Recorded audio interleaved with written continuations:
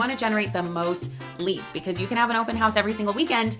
And if you're holding it for a stale listing, if you're holding it for something that's been on the market for, 200 days, is overpriced, it's not what the buyers want, you're likely going to be wasting your time because nobody's going to walk through.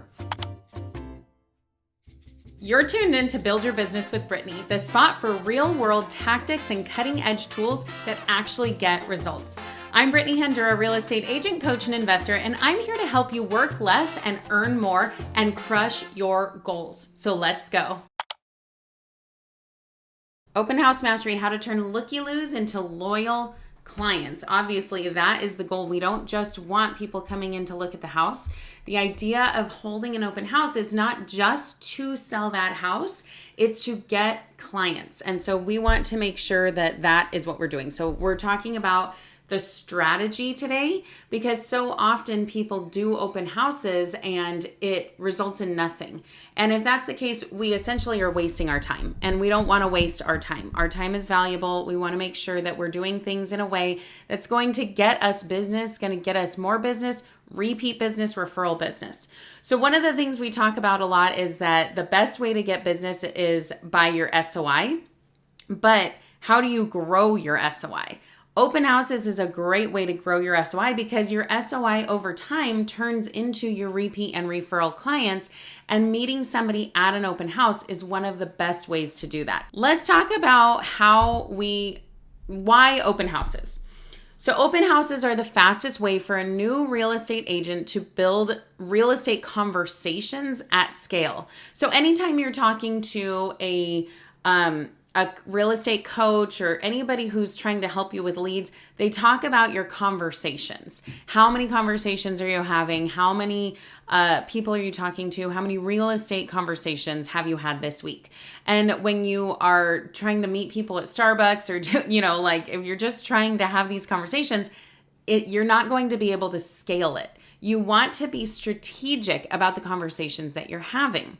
And so open houses are a great way to do that, because they bring people into you and you're able to naturally have those open house conversations.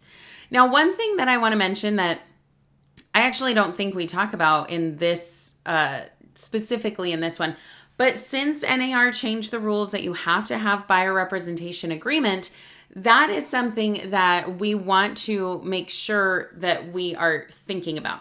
So just as an aside, when we have, you all know that there's the OHNA form, that I call it the Ohana form. I don't know if anybody else does, but essentially it's not required. You don't have to have it. Some of your brokerages might say that you should have it or it's recommended, but it's totally up to you. So that OHNA form, it stands for Open House Representation Agreement.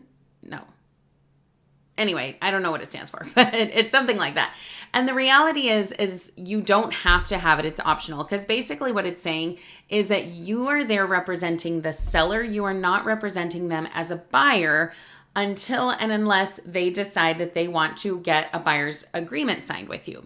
But remember, if they cannot go anywhere without signing a buyer representation agreement, then going into an open house is one of the only ways that they can go in and see a house without having an agreement signed.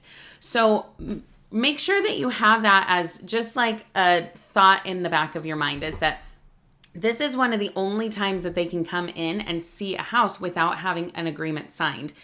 And your job is to try to work to get an agreement signed. So we want to have that in our mind, as that's the thought. But the way we get there is by building the relationship. So we're going to talk a lot more about that, but we're trying to have these real estate conversations. We're trying to have we're trying to just build that relationship. So my sister and brother-in-law are looking for a house in Nevada. I'm not licensed in Nevada. And so basically what I'm doing is, because I have a couple of agents who I know out there and who I will refer them to, but they're looking at open houses. They're not really ready to take the leap quite yet. And basically what I'm telling them is, as you go to these open houses, find somebody who you like. And if you find somebody who you like, then I'll be able to refer you to them. Again, I will do the vetting and all of that kind of stuff, but it's about building the relationship. And so even for me, I'm telling my siblings to go and build a relationship at open houses because that's where you can do it. So open houses are a great way to open the door, pun intended. And, well, let's just say this. An open house is the one place buyers can come to you. Don't waste that opportunity. So as opposed to you going out door knocking or cold calling, buyers are coming to you. That's always going to be better, easier, cheaper to convert than you going out and saying, hey, have you ever thought of buying or selling? That when people are out of their element, when they're out of that frame of mind, they're always going to say the automatic no. They're going to say, no, I'm not interested. No, I don't want it. Think about when you go into a store and somebody says, hey, are you looking for something specific? Can I help you find something? The answer is always going to be a default no, at least for me. And for most people, it's a default no. And so we want to get beyond that. And one of the ways to get beyond that is by them coming into the open house.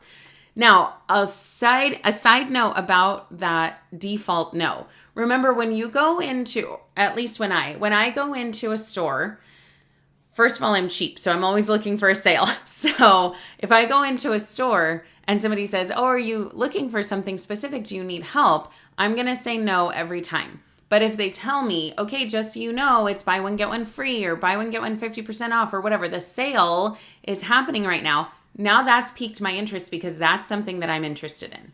And if they tell me the sales are over there in the corner of the store, now I'm going over there. And if I need to say, hey, where do I go? How do I do that? If I have follow-up questions, I'm going back to that person who I know is telling me what I want to hear. Now let's flip that and think about that with real estate and open houses. When we think about following up, because we have to make sure we're following up, when we think about following up, it's not necessarily about the relationship you build. That's the first step. You want to talk about the relationship. You want them to know that you understand this market, that you understand all of that kind of stuff. But what you specifically want is to give them what they want. And so when we do a follow-up, we want to make sure that we're placing them on some kind of drip, that we're showing them more properties because that is what they want. It's not just about that house. It's not about selling them that house. It's about building this relationship for future leads and for future business. So that's what we want to think about is that what do they want? Well, they want a property. They want a house. They're not necessarily coming in and looking for a business relationship. They're looking for a house. So when we do our follow-up, we want to make sure that we're following up and letting them know exactly what it is that they want, meeting them where they're at. Because if we're just trying to say, oh, this is what I want, and we're trying to show them this is like what they can have, you're never going to connect with them in that same way. All right, I want to make sure that I put in here, your freebie for today is an open house roadmap. So I want to make sure that I put that in the chat for you. Make sure that you're that you're clicking on this and going to it because you're going to get this open house roadmap. I want to put it in for you right now, and then we're going to come back to it. All right, open houses generate 2 to 5 lead opportunities per hour when done right. So what we're talking about today is all about the strategy of it. We're talking about doing it right. What is the strategy? What is it that we need to do to get these leads? Because we've talked before about the process. We're going to talk about the process today, but it's about getting those lead opportunities. How do we do it? What's the strategy behind it? Because I've done lots of open house trainings before, and what I find is that people go in and they just want to hold open houses just to hold open houses.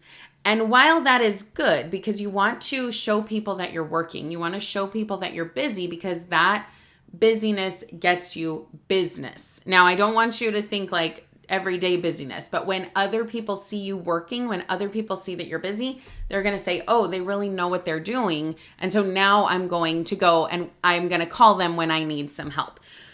So think about that. 2 to 5 lead opportunities per hour when done right. And I think that's especially true right now when we're seeing open house traffic is picking up. Now, here's what I've noticed, and here's what I've talked to some other agents in my area about.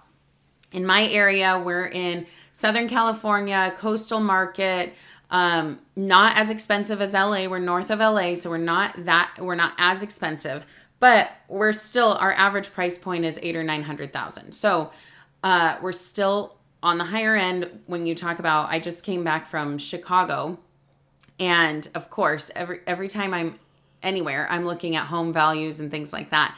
And a house that would easily be 1.5 million here was like 300,000. Even very close to Chicago, a major hub, is still, priced pretty low. So it's all relative. So you think about, like, what is it that is your average price point? But for us, the average price point is about $800,000 or $900,000. Well, I have a listing. I have a listing right now that is priced at $835,000. It's priced to sell, meaning it's priced aggressively so that it will move quickly. It's staged, which we know that brings in more eyeballs, more buyers. People are seeing that, and it makes it so that people are more likely to submit higher offers. But it's a fixer. It's a cosmetic fixer, I should say. So I've talked to you about this many times. When things in my area that are selling like hotcakes still are things that are turnkey, ready to go. And things that are sitting are things that are not turnkey fixers, cosmetic fixers. But if you position them in a way that they're priced aggressively, they are still selling quickly. Now, quickly, again, is relative. Back 2, 3, 4 years ago, quickly was like 2 days on the market. If it sat on the market for 10 days, there was something wrong with it. Now, it's not like that. Now, things are stretching into like 14, 20 days. But I would still say if it's under contract within 14 days, that's still pretty fast. So it's all relative. You have to think about the market that you're in. That in this market, in your local market, in your area, you have to think about what that looks like for you. Okay. All of that being said, I have this listing. The first few days of the open house, we had over 150 people come through of multiple open houses. 150 people come through. So that's why I say open house traffic is ticking up. However, I didn't get an offer right away. I did get an offer, and we're under contract now, so we were able to do it, and we're able to get an offer over asking and all of that kind of stuff that I tell you when we talk about pricing strategy and all that kind of stuff. Yes, it works. We were able to do it. And this is the nature of this market. The traffic is picking up because people are hearing that interest rates are coming down slightly. Now, let me just tell you, interest rates are coming down slightly. They're around 6.5%. I actually didn't look at them today. I should have looked at them today, but they're around 6.5%, and everybody's like, woohoo, yay, they're coming down. I don't know why people are so excited because 2 weeks ago they were at 6.6%. So it's not like they're coming down like so fast and so rapid. Anyway, I digress. Interest rates are coming down. Yes. Now, the macro economy, we have to take that into consideration. And we have to think about like what is happening around this that is triggering this. Well, September 16th, 17th, we're going to hear if the Fed is going to lower interest rates. Now, if the Fed lowers interest rates, that is indirectly tied to the mortgage interest rate market. Not directly tied, but indirectly tied. So we've been hearing that the Fed is going to lower interest rates by about 0.25%. So if they lower it by 0.25%, that likely will mean that mortgage interest rates also come down a tiny bit. Now, what usually happens is that the mortgage interest rate actually drops. They're predicting this. And so they actually drop before that happens. So when and if the Fed lowers the interest rate, well, the mortgage interest rates may not go anywhere. They may stay exactly where they are because they've already anticipated this Fed rate drop. Now, what we're seeing, though, is that the jobs market report didn't come in as strong as they want. The inflation numbers are up. Just like all of this kind of stuff is happening. And so with that, now some people are predicting that the Fed is going to lower interest rates by 0.5% or 0.5 point. If they do that, now we might see a little bit more of a drop in mortgage rates. So in the next couple of days, some things may be shifting. Anyway, all that to say, buyers are seeing that, buyers are keeping up with that, and buyers know that the interest rates are dropping. What happens when the interest rates drop? Lots of buyers flood the market. If interest rates drop and buyers flood the market, now we have a supply and demand issue. Supply is still relatively low. It's been going up, but it's still relatively low. The demand is still a little bit higher, which is why it's starting to even out. But for most people, it's still technically a seller's market. But the buyers are winning in this market. The buyers are able to get they're able to get all kinds of seller credits, seller discounts, repairs, all of that kind of stuff. When there are more buyers and that inventory stays the same, now housing prices start to go up, and the buyers don't get to have the buyers are not in as good of a position because there are a million buyers to go around. So when we think about that, if you have a buyer, now is the time for them to buy because they can lock in this quote low interest rate, but they don't have to be fighting all of the other buyers. So you want to really get comfortable with this conversation. You want to really understand, why is it that now is a good time to buy? And I mean, same thing for your sellers. Why is it that now is a good time to sell? Traffic is picking up. We're starting to see those prices that potentially are going back up. Now is the time that people can get in. So what we've heard from the economists and the experts is that we really didn't have a strong spring and summer market like we normally do. But fall is gearing up to be a really, really strong market. So you guys should be holding open houses as often as you can. So what are the open houses that you should choose?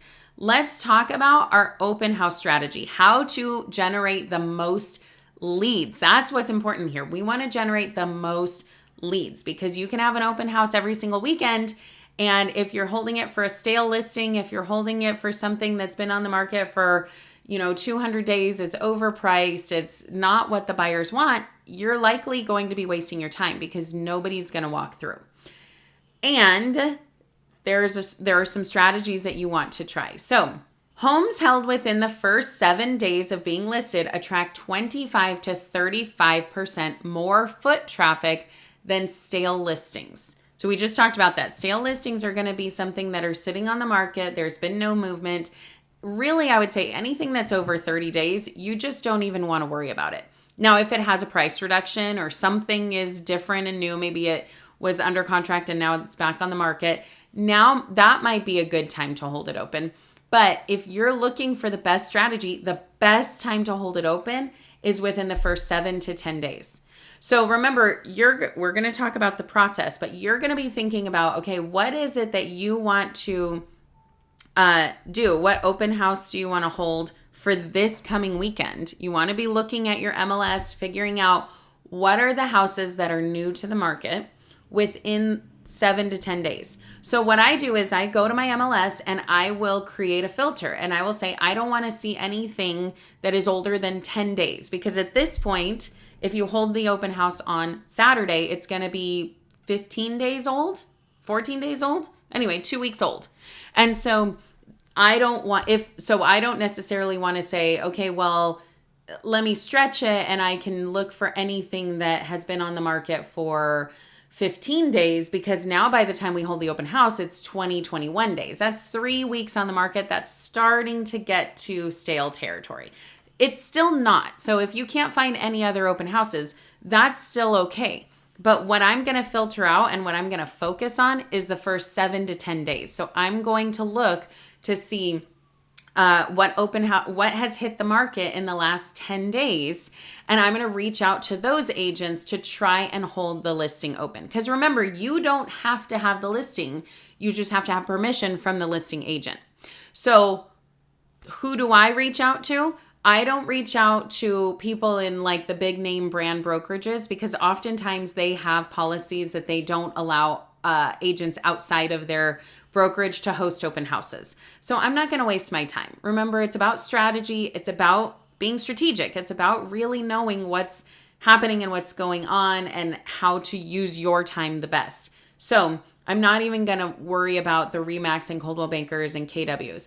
I'm going to look for the smaller brokerages, the mom and pop shops, the things that are, like they have limited people to hold open houses. they likely will not have these policies that you cannot hold an open house outside of your brokerage. Because remember, that's a brokerage specific thing. That's not a DRE rule. That's not an NAR rule. You are allowed to hold open houses outside of your brokerage, but your brokerage may be the one that says, no, we don't want that. So when I'm looking, I'm filtering through and I'm saying, okay, it has to be within 7 days. And I'm looking to not go to the big name brokerages. I want to go to some of the smaller brokerages. Those are the people who are more likely to allow you to hold an open house for them. All right, so strategy number 2, Sunday from 1 to 4 p.m., these open houses attract the highest buyer turnout, especially when held on the first weekend after the listing. So if you're thinking you can only do it on one day, what is the best time to do it? Sunday from 1 to 4. This, and we know this, right? I mean, I grew up going to open houses because it was cheap and free. Well, it was free, something to do on the weekends. And so many people are going in after church, after lunch. They're, like having their day and then they're saying, oh, let's go hit up some open houses. And so Sunday from 1 to 4, that's when a lot of people are coming in. That's when you're going to have the highest buyer turnout. So this is not to say you should not do it on a Saturday. This is not to say that you should not do it on a Friday. This is to say that the highest likely turnout is going to be on Sunday. So if you have to choose Sunday from 1 to 4. Real estate doesn't have to feel overwhelming. My Start with Success course is designed to cut through the noise and get you to closings fast. You'll learn how to attract clients, master your systems, and close with confidence. For a short time, you could grab it at a huge discount. Your business won't grow by accident, so click the link and let's get you started. Listings with a highlighted unique selling point, so a pool, an ADU, a view, fixer potential, these get 20 to 30% more in-person visits than when that feature is showcased in signage, social, or the open house title. No, sorry, not than when. They get 20 to 30% more in-person visits when that feature is showcased in the signage, social, or the open house title. So this gives you a really good, easy way to know what's going to be the hook, what's going to bring people in. If you're posting it on social media and really pushing it out, that unique selling point is what's going to bring people in. So you have to figure out what is it that unique selling point is. ADUs, the accessory dwelling unit, are huge right now. So even if they don't have one, if they have the potential for one, then you want to point that out. Maybe they have an oversized garage. Maybe they have plumbing in the garage. Maybe it's a detached garage with plumbing. Maybe it's a detached office space. Whatever it is, you want to point that out for potential, because that is going to get you those open house visits, because people are wanting to see something that's out of the ordinary. Now, I will say, this is when you want to get the most eyeballs on the property, because remember, it's not about you selling that house. It's about you being able to get clients. And so if you bring these clients in, now, even if they say, well, this isn't the one for me, you can say, okay, what is it that attracted you? What is it that you like? Is it the pool? Is it the ADU? Is it the fixer? And now you can start honing in and actually sending them properties that they care about. Because remember, it's all about what they care about. You want to get to where they are. And so if they're saying, well, I really want a pool, now you can send them only houses with a pool. Now you can say, okay, let me show you some houses that I have that have a pool or that has an ADU or whatever they're specifically looking for. So you want to bring all those people in. Now, if you are holding an open house that is more unique to the market, so for instance, in my area, we have a lot of very high end. That's going to be, a lot of buyers are going to come in, but you're going to get a lot of Looky-Loos. A lot of Looky-Loos are going to come in, not necessarily buyers. So what I always tell people is when you're getting in and trying to do these strategically, you want to go into the places that are going to appeal to the masses. So the 3-bedroom, 2-bath, 4-bedroom, 2-bath, These kind of places are going to get you a lot more foot traffic than if you go they're going to get you a lot more foot traffic that is specific to that type of property. So it's the boring ones that sell like hotcakes. The more unique ones, sorry, I'm going to sneeze. The more unique ones or the higher end ones or the more luxury or whatever, you're going to get a lot of looky-loos, but you're not necessarily going to get a lot of actual clients. Now, that's not to say you won't get any, but we're talking about strategy here. So let me draw the distinction between a unique selling point and a completely unique house. So a unique selling point of a house that attracts the masses, you're going to get a lot of people, a lot of good buyer leads. So if it has a pool, a fixer, an ADU, all those things that we said, those are unique selling points versus a unique home, like an ultra luxury, $5-10 million home. You're probably going to get a lot of people through, but they're going to be a lot of looky-loos. So you're not going to get those leads.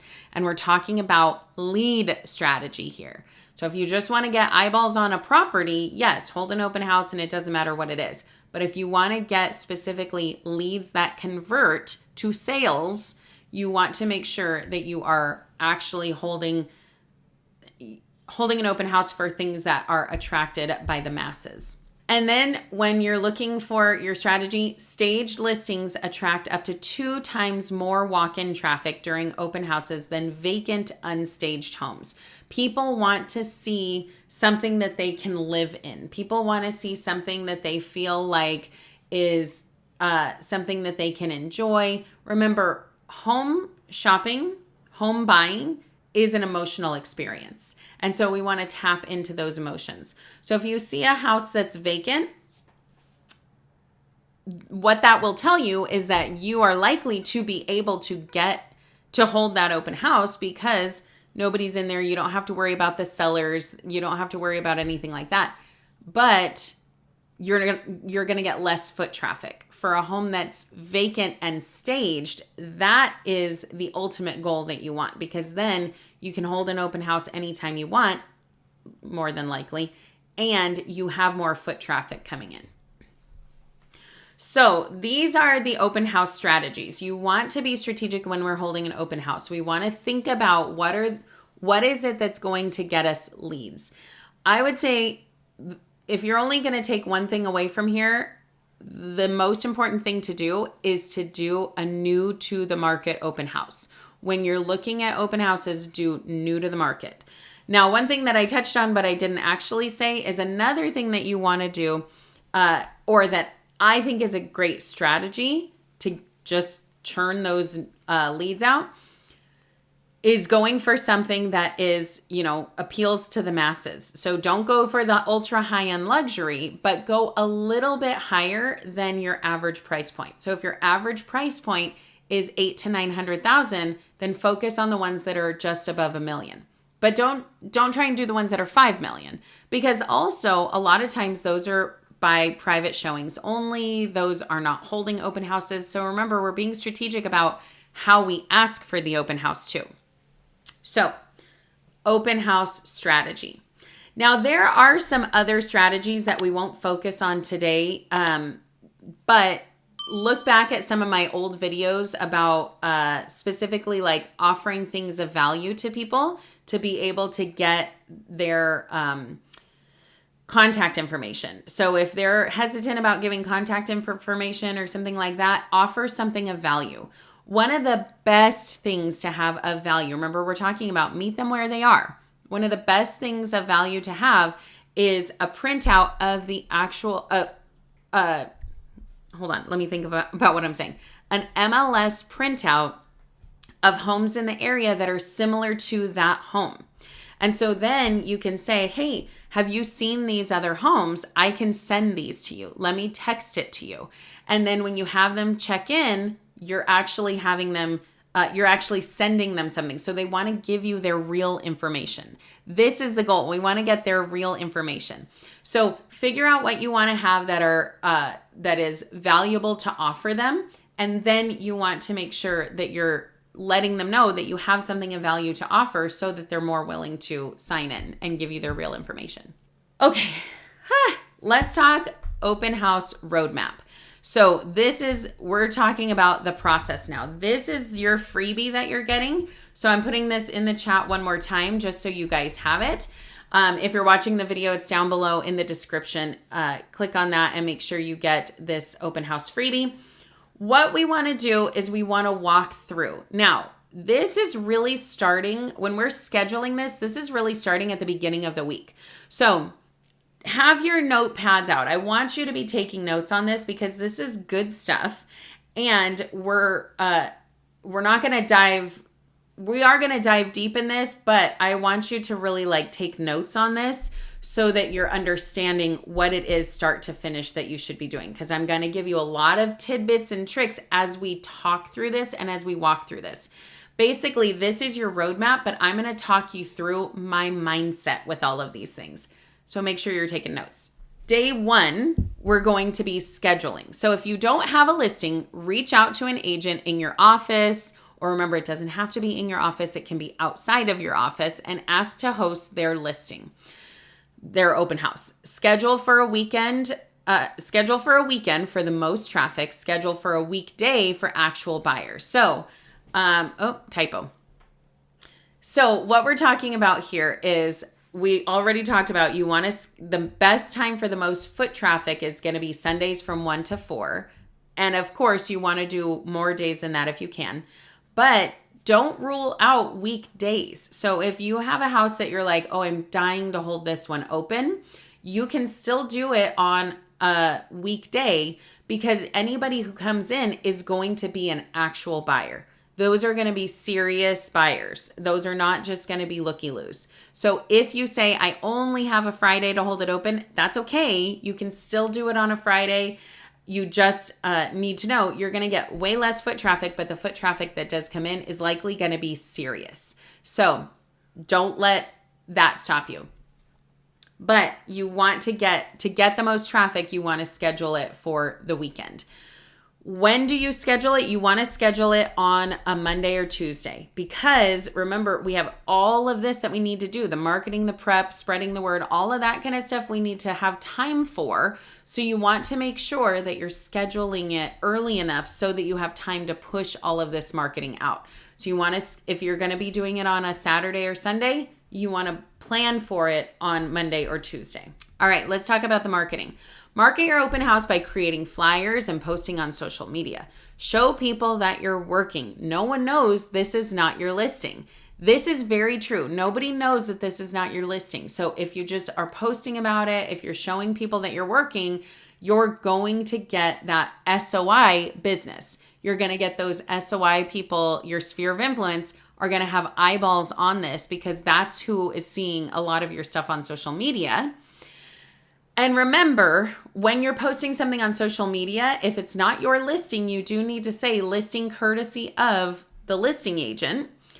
But when you have a flyer made out, you don't necessarily need to do that because by an agent agreeing for you to hold the open house, they're agreeing that you can market it, you can do the flyers, you can do all of that kind of stuff as if it were your own.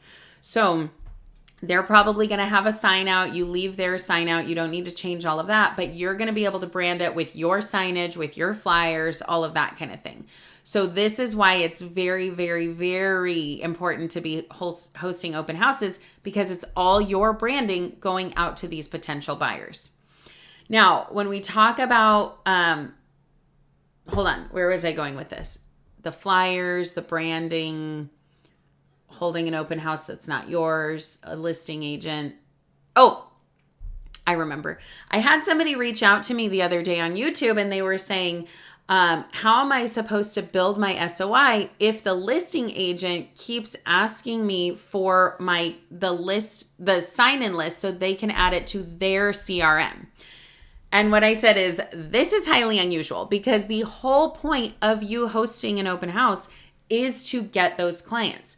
Any client that you walk away with is your potential client. Now, of course, if they're already working with an agent, then that's not the case.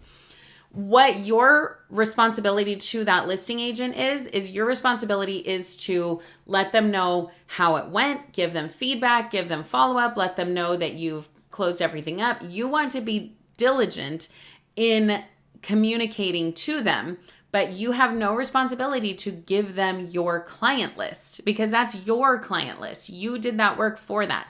You don't get paid to host open houses. Your payment is this client list that you're getting or potential clients.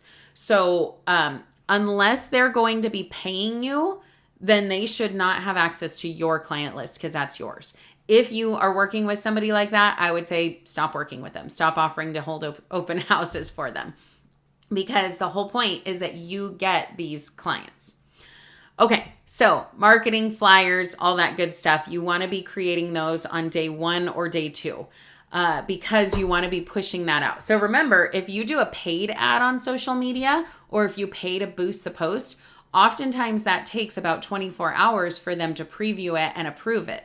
So if you're not doing it until Thursday, then it's not going out until Friday. It really only has 1 day, if that, to be pushed to all these people. You want to make sure that you're getting it out early enough to get those potential leads coming in. Hopefully they're going to reach out to you sooner as leads. And then at the very least, they're going to come to the open house and they can be potential leads for you too. Let's move on to prepare. Number 3. So pick up your open house signs. If you don't have signs, borrow them from your office. Print flyers for open houses and invite neighbors and create your sign-in. Okay, so let's go through this. Let's break this down. Open house signs. If you don't have open house signs, remember we say don't spend money until you make money. And open house signs, especially if you're going to be doing open houses, might just be worth the investment because you're branding yourself. So open houses are a cheap, easy way to be able to brand yourself, to be able to get some clients, grow your network, to grow your SOI. And so this, if we're talking about investing in your business, this is one of those things that you want to have. And most of your offices will have open house signs for you to borrow. So you can still borrow those open house signs, but especially if you're going to be doing open houses as part of your lead generation strategy, which I do highly recommend, then I do recommend investing in those open house signs early. Open house signs don't have to be expensive. So you can get generic open house signs or I would recommend just getting your own branded open house signs because they're really not that much more expensive than if you were to pay for the generic open house signs. So get your open house signs. Okay, now we're talking about flyers. Print your flyers for your open houses and to invite your neighbors. So whether you're going to have a neighbor specific open house, like you're invited kind of thing, or you're just going to have open house signs that you pass around to the neighbors, plan to have enough to pass out to the neighbors. You want to plan for at least 20 to 50 houses around the open house. You can just do door dropping, but whatever it is, you want to make sure that you're reaching out to the neighbors. You want to plan that in there. So print out your flyers. You can create flyers anywhere. You can create flyers on, I was going to say you can create flyers from the MLS, and I don't recommend that. I do recommend doing higher quality flyers because remember, you are showing. These are all potential clients. So you're showing them how you do business. And I don't like going to an open house where I see black and white flyers. I don't like seeing MLS flyers. I want to see high quality photos, high quality paper. I want to see nice stuff. Now, I don't think it's the end of the world if you just print it out on regular paper, but I do think it really looks bad to have black and white. And I think it really looks bad to have the MLS printout. So go on Canva, create an open house flyer. There are open house templates all over the place that you can use. Just go and create that. It's not that hard. And then create your sign-in. Now, I have always been about a digital sign-in, but I actually think that what I used to say is do whatever signing you want, whether it's a digital sign-in or a handwritten sign-in, do whatever you want. But I'm actually leaning more toward No, just do the digital sign-in. More and more people are used to it, so you're going to get less pushback. So just do a digital sign-in. Every one of your CRMs is going to have a digital sign-in option. If you don't have a CRM with a digital sign-in option, there are like open house things that you can buy, or you could even do like a Google Sheet sign-in, and then you could put that into your CRM. Whatever it is, you want to have that sign-in because the follow-up is what is important. The fortune's in the follow-up. So you want to make sure that you're able to easily follow up with them. When you have a digital sign-in, you can connect them with a smart plan. It can automatically be sending them text messages, emails. You can put that on that property search so that they are seeing those houses that they want to see. All of these things are extremely beneficial, and that's what you want to do. So when I say, you don't have to worry about the sign-in being digital or handwritten. No, I'm kind of changing my tune in that. Have it be digital because people are used to it. People are not pushing back anymore. And I think that having a digital sign-in actually ups your game. It makes you seem more professional. And remember, if these are potential clients, you want to portray yourself as a professional. All right, spread the word. Door knock around open houses and invite the neighbors. We're going to have a little bonus at the end. Be sure to stay till the very end because we're going to talk about specifically how to focus on getting listing clients because listing clients are always the best. How do we focus on getting listing clients? This is a little teaser of that. So door knock around the open house and invite the neighbors, and then keep posting on social media. So remember to put it in your stories, put it on your feed, push it out as a paid ad or boost the post. It's really not that expensive to boost the post, and then it gets to the people that you want to get it to. Remember, Instagram and Facebook are the best places to boost the posting to get more eyeballs on it. Facebook is going to be the best place if you want to get leads from that. So boost the post, put it on your social media, spread the word. And then host your open house. So look at all the things that we've done, and we're just now at hosting the open house. The key to your open house is the prep work. You want to make sure that you're prepping and you're getting everything in order. So have some refreshments, but be strategic. I don't care to dive into this because it's what you want to do.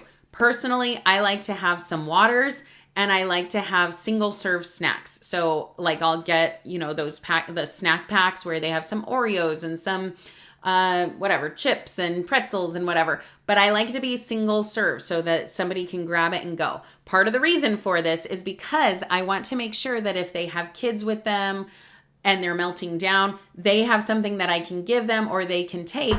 And then that is not going to distract the parents. Now the parents can focus and they're the ones I want to talk to. So be strategic. You don't need to have this whole huge charcuterie board. You don't need to have like, a sushi bar. You don't need to have any of that unless you're hosting a big open house event, and you would only do that if it is your listing. But if you want to do that, absolutely have a huge mega event. But when we're talking about hosting somebody else's open house, be strategic. Post a video at the open house. Post a video where you're saying, hey, check out this house. Look, I have some refreshments. Come on down, check it out. Look at this awesome pool. And point out the things that you have said are really great about this house. And then collect contact info in whatever way you choose. But remember, I decided, no, do the digital sign-in. So collect contact info with your digital sign-in. Now, also keep in mind, just as an aside, you likely will need to have your Wi-Fi hooked up. And so you want to have it on your hotspot or something like that. I do know that in my area, there are some places that are dead zones. And so you want to also have a backup for that. What you want to just make sure you're doing is getting that contact info. And so even one of my favorite ways to do it is just saying like, oh, hey, you have an iPhone, put our iPhones together and now you can share information. That's an easy way to do it. Or, hey, give me your phone number and I'll send you those those houses that are similar to these houses. But whatever way you choose to collect that information, because if you're not doing it, you're wasting your entire time at your open house. All right, I saw, oh yes, Renee, I use a treasure box with toys from the Dollar Tree and kids love it. That is a great way to do it.